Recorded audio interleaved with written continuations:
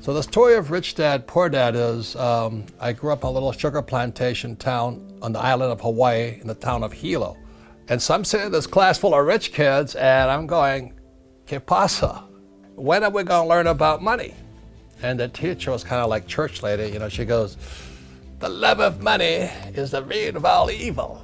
And I said, well, it may be evil to you, but I'd like to have some. So I go home to my poor dad and I said, hey, Dad, why don't we learn about money at school? He says, I can only teach what the government allows me to teach, and the government does not allow me to teach the subject of money. So finally, he suggested I go talk to my best friend's father about money. So I asked my poor dad, I said, what's the difference between an entrepreneur and an employee? He says, entrepreneurs must know about money. What separated my rich dad and my poor dad was just 2 pieces of paper. So my poor dad's side, the most important piece of paper in his life was his diploma. That to him was everything. Whereas my rich dad, his pieces of paper were different. Rich dad's pieces of paper was called a financial statement. And so when people say, what was Rich Dad, Poor Dad about? It's very simply a book on accounting, and especially the financial statement. And in the real world, there's 3 different types of financial statement. This is income and expense, asset, liability. Income expense is called a P&L, and the asset liability is called a balance sheet. And there's one more, it's a statement of cash flow. So that was the biggest difference in minds between my poor dad, an employee, and my rich dad, an entrepreneur. So here to explain why financial statements are important is my personal tax authority, my CPA, Tom Wheelwright. Tom will explain why a financial statement is crucially important to somebody like me as an entrepreneur, but it may not be as important to somebody who is an employee. So Tom, through the magic of Zoom, we're social distancing in 2020. Could you give us a quick snapshot of your background and what qualifies you to talk about taxes? Yeah, of course. So I have a bachelor degree in accounting from the University of Utah, a master's of professional accounting with a specialty in tax from the University of Texas. I spent 7 years with Ernst & Young, one of the largest tax firms in the world, including 3 years in their national tax department in Washington, D.C., 14 years as an adjunct professor in the Masters of Tax program at Arizona State University, and 25 years building, running, selling, buying CPA firms, and with clients all over the world, where we specialize in showing people how to permanently reduce their taxes legally, ethically, and morally. Correct. And that's a big point there, because we don't do it illegally or unethically or immorally. So quickly explain, Tom, on taxes. Taxes are really incentives not to pay tax, right? I mean, isn't that really what it is? Well, most of the tax law obviously raises money for the government, but it also is a way for the government to guide investment.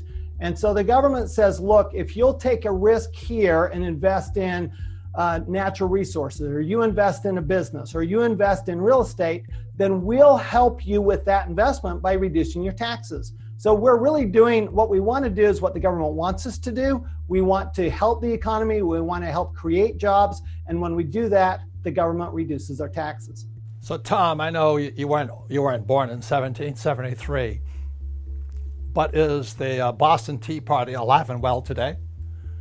Oh yeah, of course. There's plenty of tax revolt. Interestingly enough, the way we look at taxes here in the U.S., the way we use it as incentives, it's the same all over the world. So every country, developed country, has similar tax laws and gives similar incentives. Okay. Anything you want to say about that, or? No, I just want to reiterate that it's legal, it's ethical, it's moral, and people get very upset when you say, I don't pay taxes, or I pay very little in taxes. But to your point, when we invest in apartment houses, we're providing housing that the government can't provide or doesn't want to provide. When we're investing in oil companies, the government doesn't want to be drilling for oil. So to Tom's point, that's why we get tax incentives. We're doing what the government doesn't want to do. And we're employers, not employees. And you're going to find out that the people that pay the highest taxes are employees. Has Tom made us a lot of money by not paying taxes? Yes, he has. Yes, he has. Thank you, God bless Tom. you, Tom. You know, we'll send you a Christmas card this year. Anyway, so let Tom explain that this is a basic financial statement. It's income, expense, asset, liability. So this is called in your world, in the world of accounting, what do you call this? That's the profit and loss statement or the income statement. Okay, good. And this is the balance sheet, assets and liabilities. So these are two different financial statements, is that correct? They are. They're two different financial statements that work together to create your basically report card for your investing in your business. So where Tom supported us here, you have this financial statement, the income statement, or the P&L, and the balance sheet, but there is one more financial statement. It's called statement of what, Tom? Cash flow. And that's probably the most important one. So literacy, financial literacy, starts with you got to know income statement, balance sheet, statement of cash flow. So there's three different financial statements. Any comments on that, Tom? Well, the statement of cash flow is the one people tend to ignore the most, and where your cash is coming from and where it's going is the most important. What I love about the cash flow game for adults is that it shows all three of these financial statements and makes it simple to follow them and understand what they mean. So for adults, you can look here. This is the game board here. You know, I'm holding up here income statement, the balance sheet, but off to the right here is a statement of cash flow. So there's three financial statements in the cash flow game, right? Is that correct, Tom? That is correct. And how does a statement of cash flow empower the income statement and balance sheet? So basically what the statement of cash flow does is it actually tells you what's happening to your cash. Where did it come from and where did it go? Did it come from the income statement or did it come from the balance sheet? Did it go to pay expenses or did it go to build assets? Any comments you want to say about that? Well, I want to say, so here's the financial statement for the cash flow game. For the adults. Here's the financial statement for cash flow for kids. So here we have income statement. You have income, you have expenses, and then you have cash flow. Over here we have a balance sheet, assets, liabilities. So again, we've just taken the same concepts and just simplified it. To win the game, if your cash flow is greater than your expenses, you are out of the rat race and you win. Exact same way to win cash flow for kids. Right. So let me explain a couple more things here. So there's 1, 2, and the 3 is a statement of cash flow. And this is the biggest distinction. This is my poor dad. And all he cared about was how much money he made and how low were his expenses. And that's where the 99.99% of the world's population is. They want to make money and keep expenses low, but also what they don't realize, their number one expense is tax. And so anybody who works for income here, this is what cash flow looks like. You make money here, but it flows out that way to the government. Am I correct, Tom? That's exactly the way it works, yes. And can you do anything for this person right now if that's all they know? Very, very little. The government does not incentivize individuals. Correct. Now, what my rich dad taught me, and this is the difference here, he didn't want me to get a job. And the reason he didn't want me to get a job is because I'd pay taxes. So instead, my rich dad taught me to focus on assets here. So there's 4 basic assets. There's businesses, there's real estate, there's paper, which is stocks, bonds, mutual funds, and ETFs, and commodities, gold, silver, oil, water, things like this. So one of the differences for me is that I just focused here. When I left, when I grew up, I focused on assets. Is that what the rich do, Tom? That's exactly what the rich do, yes. And our schools teach people to focus on job security, right? That's true. So Kim, when you and I met, we met in '84, and I told your father I didn't have a job. I told your mother I didn't have a job because I'm an entrepreneur. Yes. What did they say? They got a little bit nervous. They got very nervous. And they were even more nervous when I called them a couple months later and said, hey, guess what? I just quit my job and we're going to go start this business. And I'm all excited. I'm telling them all about it. And all I hear is my dad said, you quit your job? Because that was the mindset that he grew up with as a kid, and that's the mindset that he lived as an adult. You have a job, you work your way up the corporate ladder. I didn't want that. I wanted freedom. I wanted my freedom. So when I met her, she was building a network marketing business. I was. Because I wanted to, well, it taught me, number one, it gave me the freedom. But I thought, I made the funny assumption that I wouldn't have to work so hard. Well, of course, in any business that you're doing yourself, you work way harder, 24/7. But I learned how to sell. I learned how to market. I learned all kinds of business. Self-confidence. Self-confidence was huge. Creativity, originality, it was huge. So I think being an entrepreneur is actually one of the best ways to build confidence, but also one of the best paths to freedom. And then, so she loved business. I said, oh my gosh, she's beautiful. She's got brains, and she likes business, you know. And she loved real estate. So I did. I understood tell us that why game. you love real estate so much. Well, I understood the game. You started to explain to me what your rich dad had taught you about real estate, especially real estate investing. And once I started looking and I understood it, and it was fun and it was creative. And talking to Tom, you know, it's all about the numbers. I mean, there's many facets to it, but the numbers tell the story.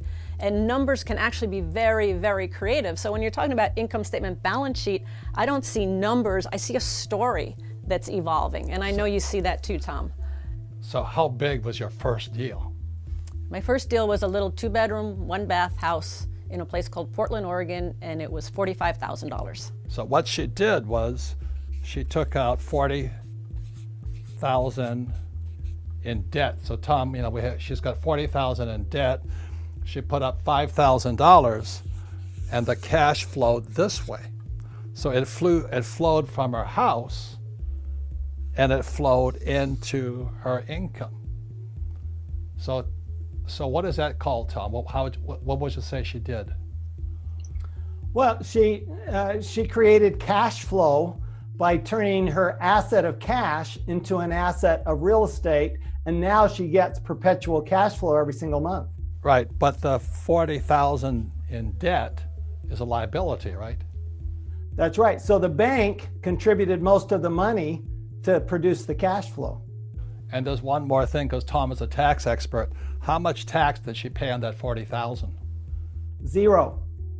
And you see, the reason the middle class, like my dad, and most people get in trouble is they use liability, let's say their house or credit card debt, and the cash flows this way, out the expense column. So they have a mortgage, and the cash flows out, and that goes to the bank. And what Kim does, she just took the government's $40,000, used it to acquire an asset, and it put $25 a month. $25 a month. Now the question is, Tom, how much tax does she pay on that $25? 0. Now you're understanding capitalism. So this is how Kim started. She started small. Mine was $18,000. I put nothing down on it and made $25. Infinite returns are called. So Kim, how many properties do you have now? Oh, thousands of properties. And thousands are going this way and this way and this way, right? Yes. And how much tax are we paying on them? Probably, Tom? 0. And how much does that, we're probably 500 million in debt. So we're $500 million in debt. So when you borrow money, 500 million, $500 million, how much tax do we pay on that? 0. So that's really what you and your child can begin to learn.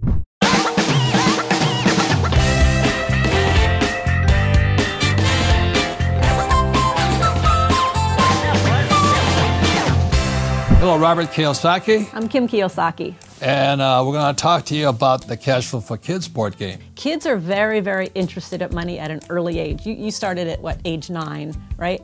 So we wanted to create a game for kids, for younger kids, where there wasn't a lot of jargon, a lot of terms, there wasn't a lot of numbers, and there's no addition, subtraction, all of that. It's basically colors and concepts. So they get the concept of the same principles of the cash flow game, but it's simplified down so that we say you could probably play this game, a 4-year-old to a 12-year-old could play this game. But it's because parents wanted to teach their young kids early about money and about investing. But we have two caution points, right? What's caution number 1 for parents? Caution number 1 is there's a thing in here called doodads. And doodads are something that we just spend our money on day to day. My watch, could be a watch, my jacket, could be just every day-to-day TV set. stuff. Yes, that new computer, all of that. A boat. So when you're shopping with your child who has played Cashflow for Kids, they might say, "Hey, Mom, isn't that a doodad? Do you really need that today?" So all of a sudden, your kids are going to start thinking differently. They're going to see the world differently, which is great because they're now thinking about money and how they spend it. So that's warning number 1 is you might be called out on the carpet on your doodad purchases. And the second caution, a friend said to me, "I'll never teach my kid that game again," because their kids were playing the Cashflow for Kids game, and the kid turned to his father and said, "Dad, do you do this in real life?" And the father had to say, "No, I don't." So those are 2 cautions. If you don't want your kids knowing more than you about money, don't get the Cashflow for Kids game. But also, I've also talked to parents who have played the Cashflow for Kids game with their kids. They're teaching their kids, but they're also teaching themselves. So it's not a bad place for anybody to start to understand the concepts and to understand the philosophy of money and investing, and then move on to the cash flow game. But this is a great place to start to understand, to make a small shift in your mindset about the world of money. So before we go any further, I'd like to introduce you to some people who have used the game. So Kim and I don't have kids, but who have used the Cashflow for Kids game on their children. Well, one thing I'd like to say is the kids just have fun playing the game. They just like to play the game. So that gives us the opportunity to talk about money, which, most families don't get the opportunity to talk about that. And so that's what's fun, is that we can talk about money in a fun way to learn about it too. And another thing that I like about the game is it teaches the kids that they don't like doodads. They don't want to have doodads, because in the game, doodads are bad. So it teaches them, they think about things differently than most kids. So I think it's completely transformed my life, and we wouldn't be here today without it, because the Cashflow for Kids was a really fun way to learn the language of money. And I think because it was so much fun, I wasn't so worried about excelling in school like everybody else. I was more worried. I mean, it's the truth, but I was learning how to create money in such a fun and in a family way too. So I think that was very pivotal. And I think that's been the transformation of everything, because once you learn the language of money when you're very, very young, you start having an unfair advantage and you start seeing opportunities that other people don't see.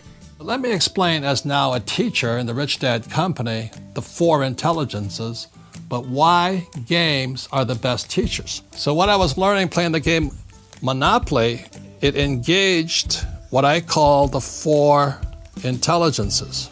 And the 4 intelligences are, 1 is mental, the brain.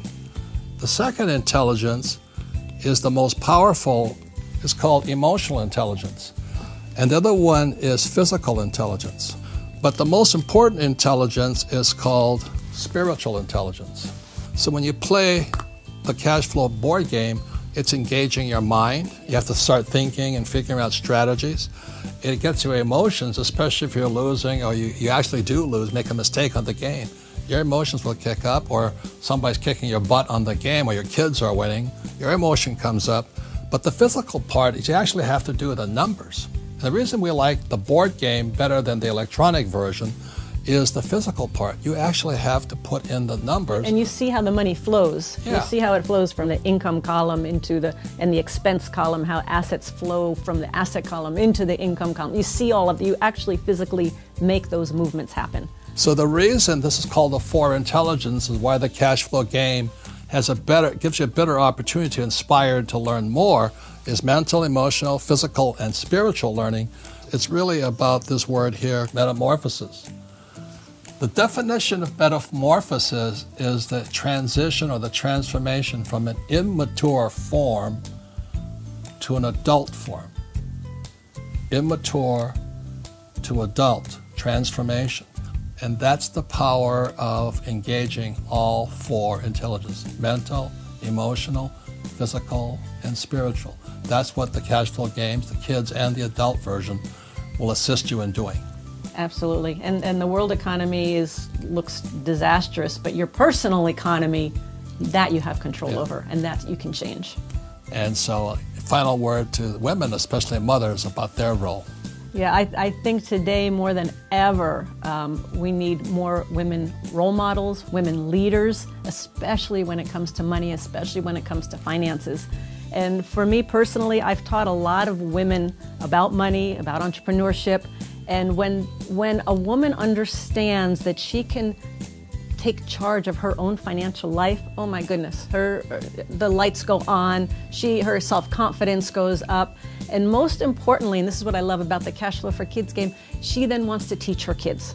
Once she understands it, then she wants to teach her kids, because that's something that nobody is teaching at all. So I say to the women out there, to the moms out there, please educate your kids about money, about investing, and the Cash Flow for Kids game is a great, great, great place to start. Not just having them play it, but you play it with them and you learn together. And after the Cash Flow for Kids game, you move on to the Cash Flow game. But it's a great place to start. It's a great place to start the conversation, because most families are not talking about money.